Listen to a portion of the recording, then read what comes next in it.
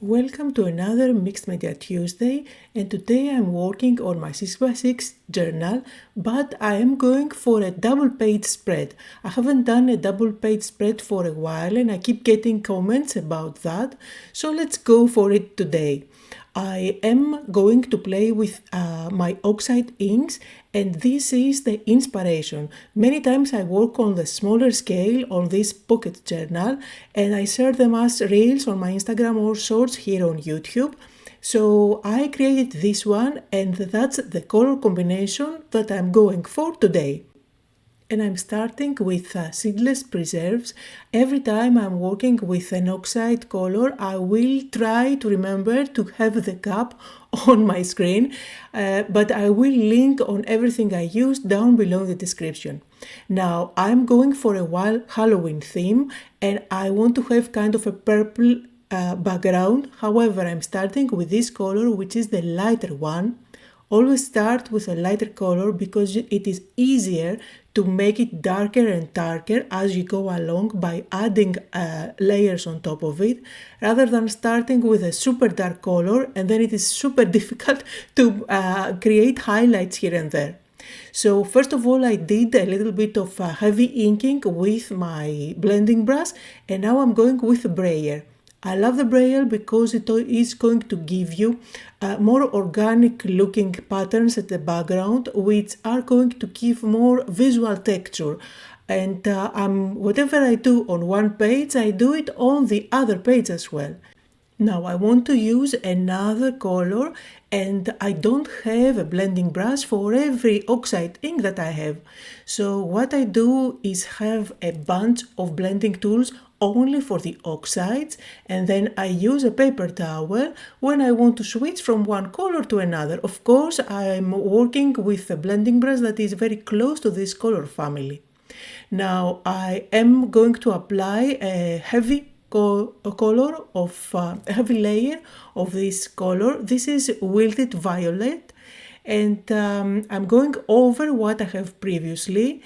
I'm not applying a super heavy color that is going to cover completely what is underneath, but you see how it adds a lovely layer and how those two colors blend together. I'm also going to do the same technique as I did with the brayer, leaving a little bit of extra texture here and there.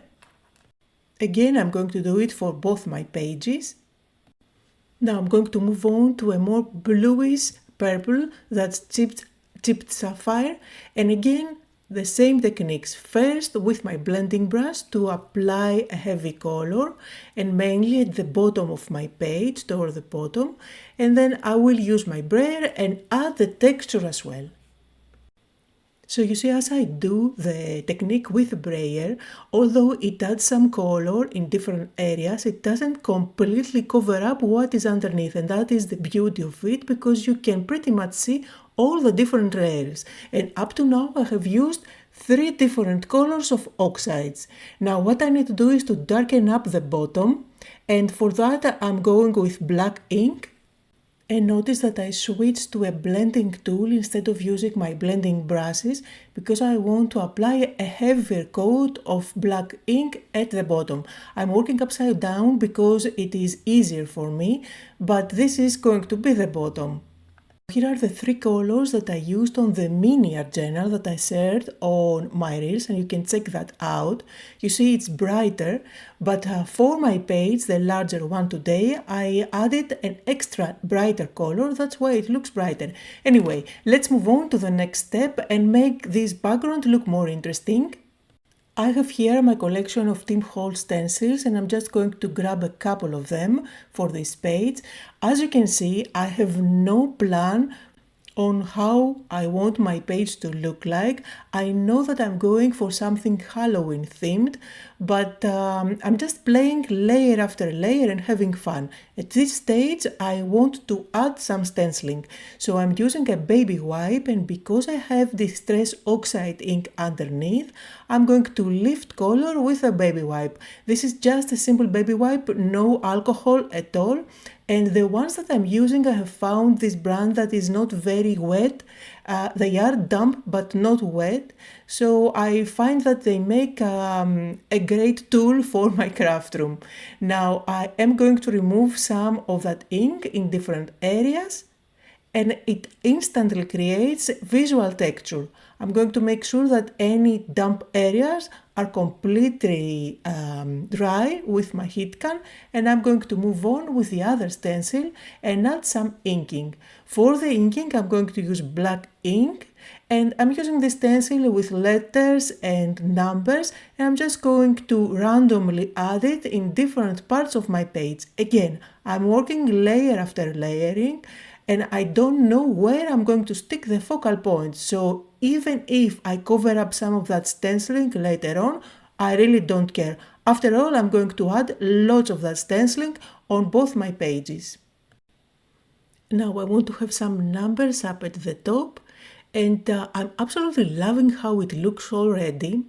I love all those colors for Halloween, and actually today I'm using one of my favorite color combinations for Halloween projects.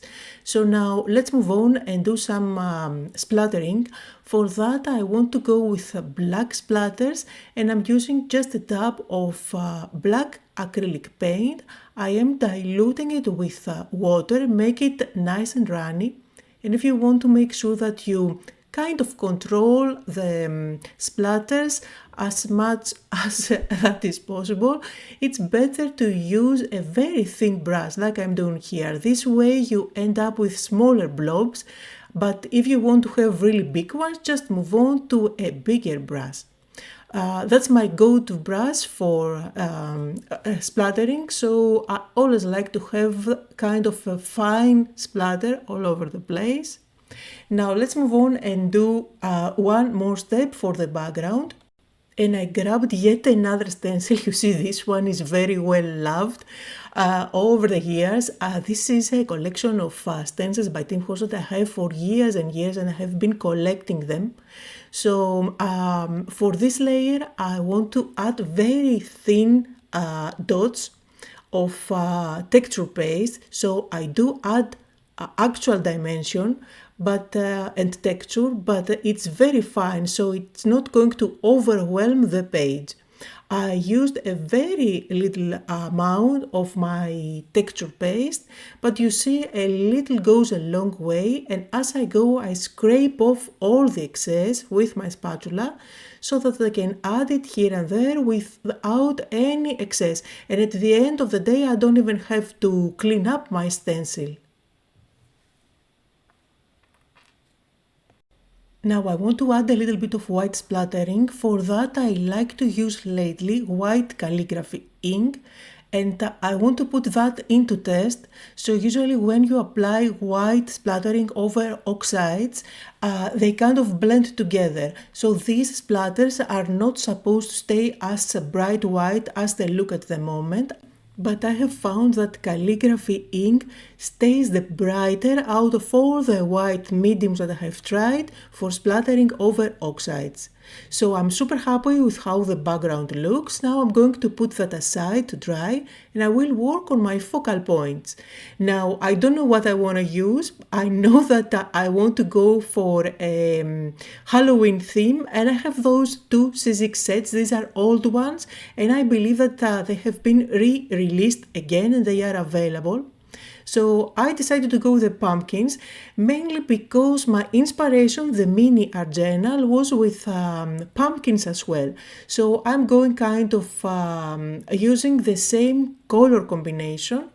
I did cut out everything from white cardstock, all the pieces are here, and I'm going to color all the layers. You see that it's really simple to assemble each of those pumpkins. Basically there are 3 layers. For the bottom layer I'm going with yellow, because these are where you will be able to see the mouth and the eyes, and I want them to be nice and bright. Then there is a second layer which I'm going to color dark orange. And then for the top layer of the pumpkin, I'm going with a lighter, brighter color of orange, which is spiced marmalade. Now, I'm not going to show you how to put together the pumpkins. They are super easy and really self-explanatory. I just did whatever the packaging says. And here are my pumpkins, which I absolutely adore. Now I want to stick them on top of my page and kind of ground them somehow. For that I'm using this cheesecloth. Well, I get a lot of questions about what that is exactly. So the one that I'm using today is actually medical gauze. You can get it in pads. From the pharmacy, it's super easy to find, and I am also going to use my blending brush, and I'm adding a little bit of brown on them so they are not bright white.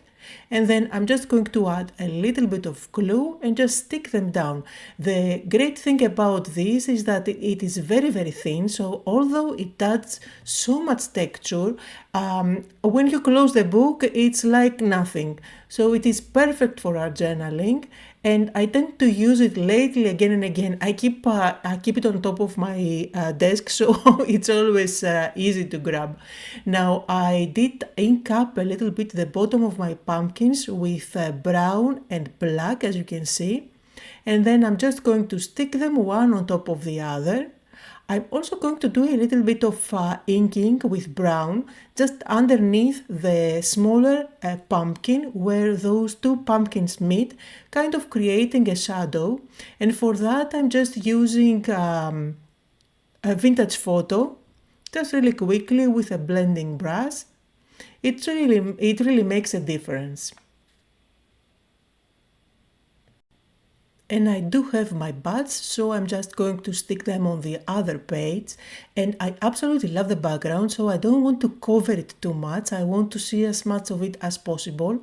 Plus, I love the pumpkins on the other side because they are orange. They give a kind of light into the page.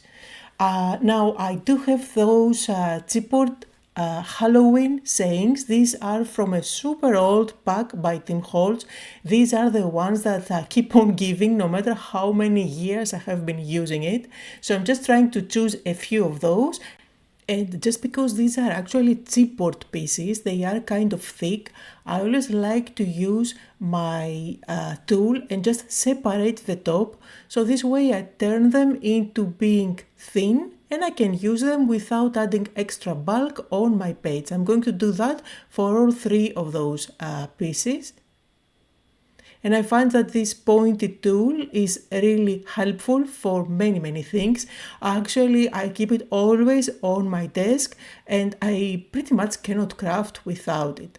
Now I'm going to ink up the edges to make sure that I don't have any color showing from the edge, and I'm just going to use again some of that cheesecloth so that I can place it at the back. This is going to add some extra texture on the other page, which looks kind of empty, but without adding too many things and turning it into looking busy. Just by using this piece, it's going to make it look completely different. You will see what I mean once I stick everything one on top of the other.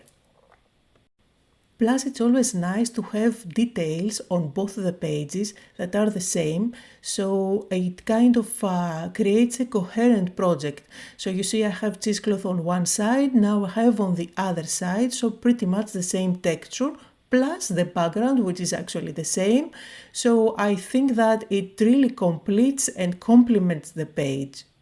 Now don't try to stick it perfectly. The more chaotic it is, the better, I think. So let me stick this one as well. Now in terms of glue, just use any white glue that you have. Here I had the Nuvo Deluxe on my table, so that's what I used, but you will see me switch from glue to glue from time to time, depending on what I have on my desk each time. Now to finish it off, I'm going to bring in my white gel pen and add some highlights around my quotes. And you see my glue isn't yet dry, but I just want to finish with the page so that I can do the editing and post it for you guys. So I didn't wait for the glue to dry. If you are recreating something similar, just make sure that everything is right before you go ahead and finish off with the little details. And to finish it off again, I have to add some white splattering. You see the previous white splatters are still there, but they are not as prominent. However, I want to have some white splattering over the elements that I have added on top. Some on top of the pumpkins and some on top of my quotes. And let's add some brown splattering as well, because I think they will complement the pumpkins even more. For that I'm just using Distress Oxide spray. And that's it. I'm going to call it done. Absolutely happy with how it looks. Down below in the description you can find a full list of all the supplies. I hope that you had fun and that you got inspired. Thanks for watching.